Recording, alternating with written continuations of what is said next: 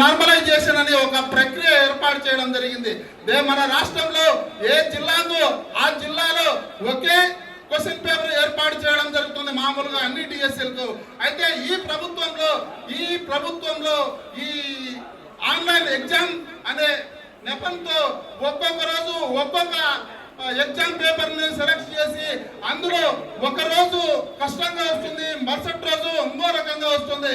అయితే ఈ నార్మలైజేషన్ ప్రక్రియలో సొంత నా తమ్ముడు జయచంద్ర రెడ్డి కూడా నష్టపోవడం జరిగింది. నార్మలైజేషన్ లో ఒక రోజు కష్టంగా ఇంకొక రోజు ఈజీగా వచ్చి అందులో కష్టంగా వచ్చిన వాళ్ళకు ఈజీగా వచ్చిన వాళ్ళకు మార్కులు నార్మలైజేషన్ ప్రక్రియతో మార్కులు కలుపుతామని చెప్పి నా తమ్మునికి ఒక్క మార్క్ కలుపుకోకుండా ఇంకా తగ్గించడం జరిగింది. ఇదేనా లోకేష్ నీ మెగా డిఎస్సి?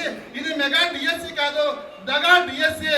మరి నారా లోకేష్ నీకు ఒక్కటే చెప్తున్నాం, నువ్వు ఏ విధంగా అయితే డిఎస్సిని 2025లో నిర్వహించావో ఆ డిఎస్సి పైన అనేక అపోహలు ఉన్నాయి. నువ్వు ఖచ్చితంగా ఈ డిఎస్సిలో ముఖ్యంగా స్పోర్ట్స్ కోటాలో ప్రతి ఒక్కరికి కూడా అన్యాయం జరిగింది. నిజమైన స్పోర్ట్స్ విద్యార్థులకు, నిజమైన స్పోర్ట్స్ అభ్యర్థులకు ఈ దీంట్లో న్యాయం జరగలేదు.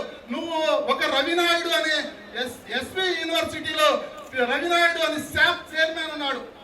ఆ శాప్ చైర్మన్ పిహెచ్డి ఎంట్రన్స్ లో ఎస్వి యూనివర్సిటీలో పిహెచ్డి ఎగ్జామ్ జరుగుతుండగా అందులో మాస్ కాపీయింగ్ చేస్తూ వేరే వాళ్ళ పేపర్లో చూచిరాత అంటే మాస్ కాపీయింగ్ చేస్తూ పట్టుబడిన వ్యక్తికి ఈ రోజు నువ్వు శాప్ చైర్మన్ ఇచ్చావంటే నువ్వు ఎంత అవినీతి పరుడో ఈ సందర్భంగా తెలియజేసిన లోకేష్